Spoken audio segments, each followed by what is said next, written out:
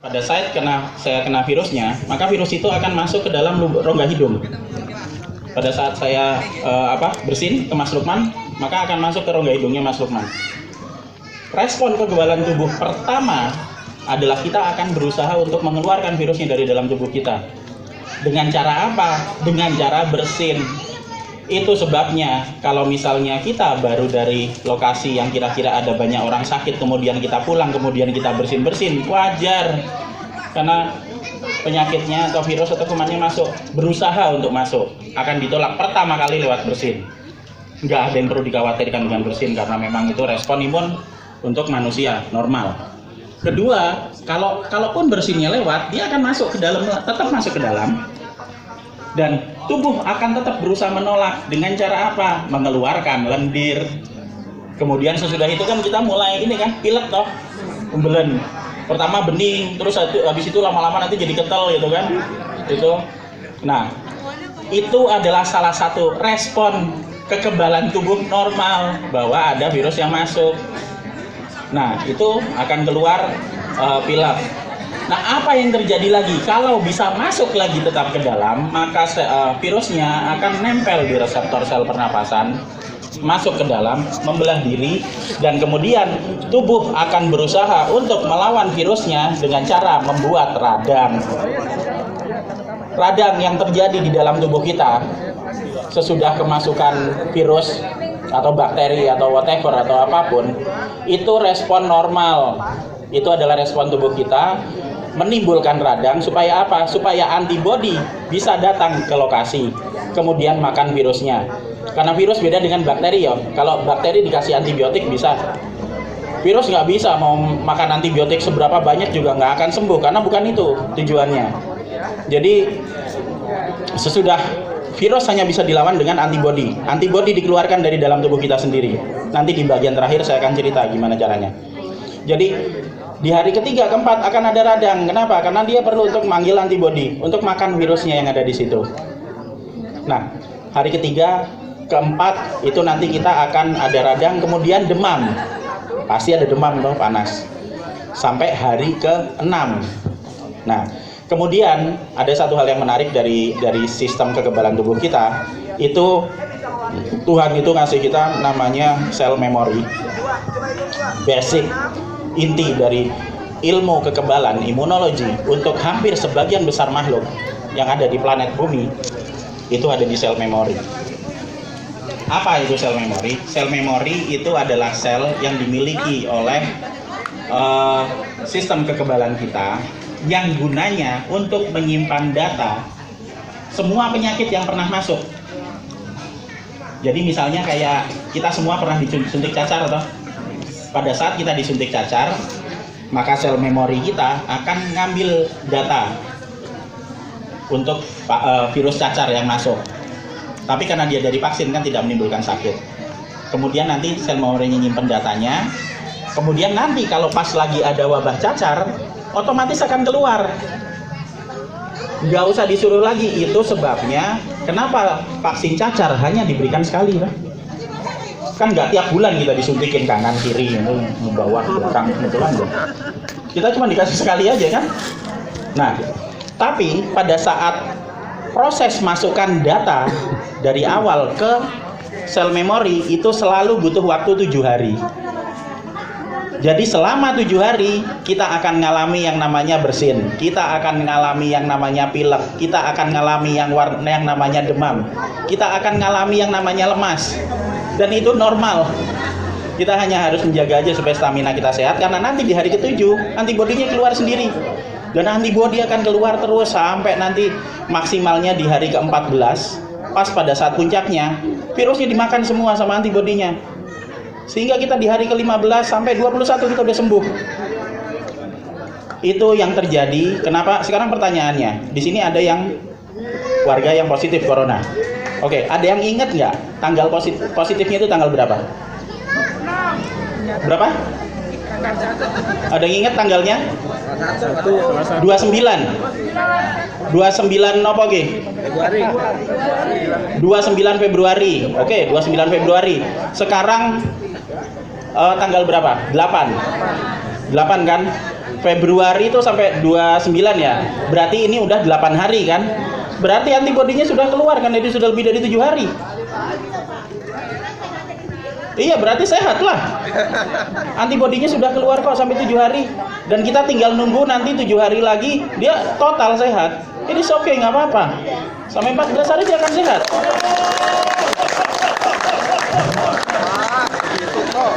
Ini TV-nya ngerekam. Nah.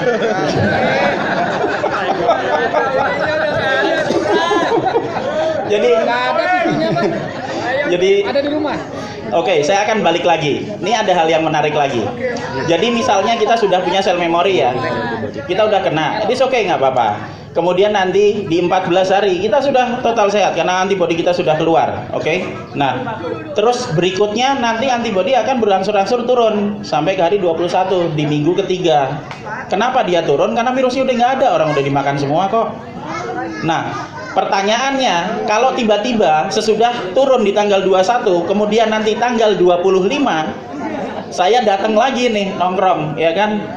Datang ke kantor terus ada yang sakit lagi. Terus tiba-tiba dia bersin-bersin lagi ke saya tanggal 25. Pertanyaannya adalah kalau saya kena lagi di tanggal 25, kemudian jangan tanggal 1 wes, tanggal 1 biar gampang. Saya kena lagi di tanggal 1 bulan berikutnya. Kemudian pertanyaannya, tanggal berapa antibodi saya akan keluar? Ayo dihitung toh. Waduh. Tanggal piro? Hah? 7. Oke, tanggal 7, tanggal 8 karena 1 tambah 7, 8. Ada lagi. Siapa yang jawab 2 tadi? Gajian. Dia yang benar. Karena kita sudah pernah kena. Kita sudah punya data di sel memori. Untuk paparan kedua kita nggak butuh 7 hari, 24 jam kita keluar sendiri. Dalam waktu 1 hari besoknya kita udah keluar. Berarti yang sudah pernah kena itu maka dia nggak akan kena lagi karena kita akan kebal. Itu sebabnya rumah sakit di Wuhan tutup, kan gitu.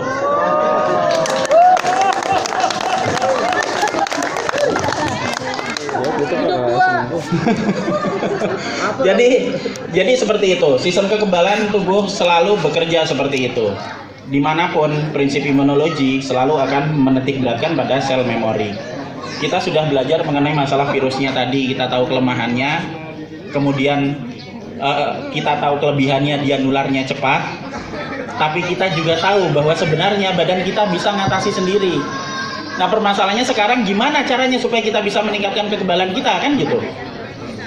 Saya melakukan beberapa percobaan dan sudah saya terapkan di banyak lokasi yang sedang kena wabah. Contohnya misalnya pas pada saat ada wabah flu burung misalnya gitu kan. Pada saat saya datang ke kandang, sebagian besar memang buat di peternakan. Ayamnya udah mati sampai setumpuk. Biasanya mereka manggil saya kalau udah mati 1000 ekor atau 500 ekor itu baru manggil saya. Kalau pas lagi sedikit nggak manggil, begitu udah banyak baru manggil. Dan nanti begitu mereka udah diatasi, kemudian tiba-tiba kandangnya untung, tiba-tiba lupa manggil. Jadi manggil kalau pas lagi butuh biasanya, gitu.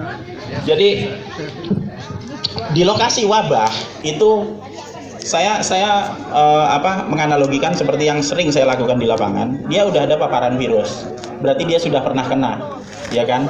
Dia sudah pernah kena, dan itu bukan dari vaksin, kan gitu. Karena dia sudah kena, berarti kita harus naikkan antibodi. Antibiotik nggak bisa dipakai untuk bunuh virus, dia hanya untuk bakteri. Kemudian saya melakukan penelitian, saya nemukan bahwa vitamin E pada saat kita dapat paparan, kemudian kita minum vitamin E selama masa paparan, itu akan meningkatkan antibodi sebanyak 2-3 kali lipat dari normal, sehingga kita akan sembuh lebih cepat. Bukan C ya, Pak? Bukan C ya? Vitamin C antioksidan. Nanti saya terangkan kenapa ada vitamin C, kenapa ada vitamin E. Vitamin E itu fungsinya untuk mempercepat produksi sel. Sel-sel apa? Sel-sel yang perlu diganti, sel meristem. Misalnya apa? Misalnya sel kulit. Makanya yang kosmetik dikasih vitamin E toh, supaya sel kulitnya gampang ganti. Kemudian sel apa lagi? Sel sperma dan sel telur. Itu sebabnya untuk kesuburan dia kasih vitamin E juga, kan gitu. Dan yang terakhir untuk apa? Untuk antibodi, karena antibodi kan selalu dibikin terus.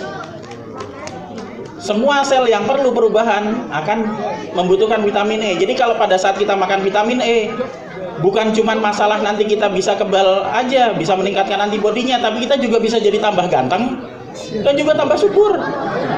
Kan gitu. Nah, tapi kayaknya nggak berlaku buat saya, karena saya dari dulu gini-gini aja. Gitu. Banyakan virus. Nah, kemudian kenapa kita pakai vitamin C? Vitamin C itu sebagai antioksidan. Oksidan itu apa? Oksidasi. Hasil yang didapatkan sebagai hasil samping pada saat terjadi proses pembentukan sel. Sama kayak kalau kita naik motor kemudian ada asapnya gitu kan. Nah, semakin banyak oksidannya yang ada di dalam badan akan ganggu sistem tubuh juga, sehingga perlu dikasih antioksidan, makanya dikasih vitamin C.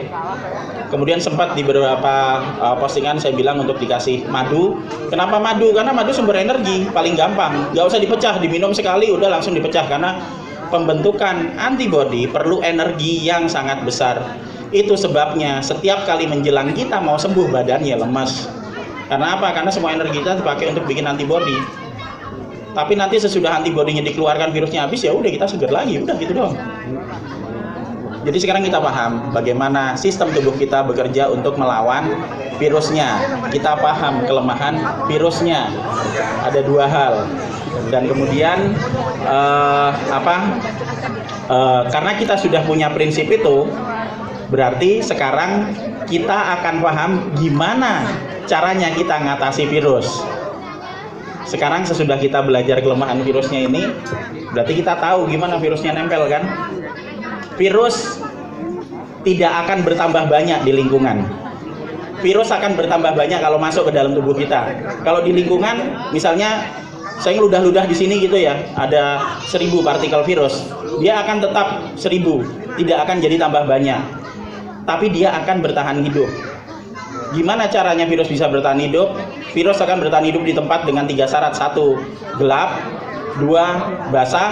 3, dingin. Jadi jangan berpikir yang ngeres-ngeres dulu. Basah, gelap, dingin. Oke? Jadi semakin basah tempatnya, semakin dingin tempatnya, semakin lama dia bertahan. Semakin lama dia bertahan, kalau nggak sengaja kita duduk di situ, terus habis itu kita duduk megang di sini, terus kita gini-gini, apalagi sambil ngupil-ngupil atau merokok kayak dia tuh, kita akan kena, gitu kan?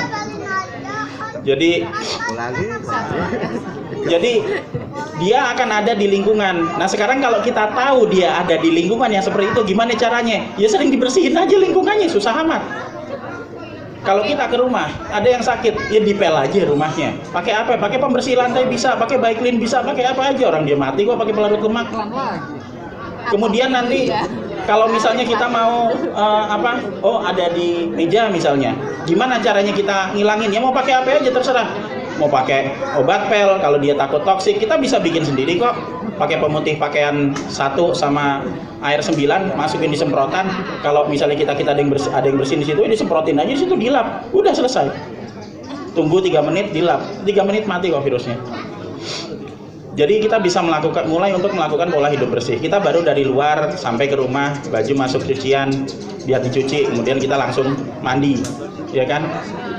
Itu akan menyenangkan ibu-ibu karena bapak-bapak akan pernah mandi setiap kali pulang dari kantor. Jadi kenapa tujuannya? Untuk bunuh ini. Nah kemudian kalaupun itu masuk dan juga datang ke tubuh kita, gimana caranya kita ngatasi? Vitamin E, vitamin C, madu, dikasih terus selama 2 minggu, udah tersembuh, kita sembuh sendiri. Makanan bergizi juga bisa diberikan. Karena intinya kenapa sih? Makanan kan buat sumber energi. Kalau kita masih mau makan ya kita bisa, karena akan kita pakai sumber energinya untuk bikin antibodi. Dan yang terakhir adalah bagaimana caranya supaya virus ini tidak menyebar. Jadi akan ada pertanyaan tadi sama kayak siapa yang dari wartawan tadi tanya, kenapa kok dibikinin rumah sakit di Wuhan? Sebenarnya rumah sakit itu dibikin hanya untuk bukan mengisolasi, tapi mengkarantina orang-orang yang sakit sampai berapa lama? Sampai selama 2 minggu, sampai 14 hari. Kenapa 14 hari? Karena sesudah 14 hari dia antibodinya udah tinggi. Udah itu dia keluar kemana-mana ya udah bebas, nggak apa-apa orang dia nggak nularin.